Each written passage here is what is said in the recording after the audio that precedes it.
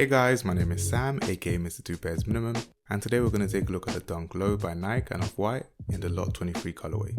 These released in mid-August 2021 here in the UK for the retail price of £165. Quick disclaimer, this pair is 100% authentic from the Sneakers app and it comes in a brown Off-White branded Nike box with cut-out circular holes backed by clear translucent plastic.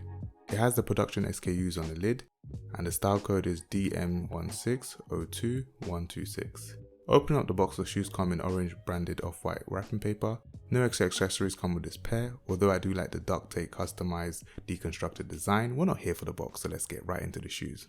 This is number 23 out of the 50 Off-White Dunk Low lot pack. It features a light grey smooth leather upper, grey outsoles with a soft off-white, pun intended, cotton canvas underlays on its mid panels and perforated toe box.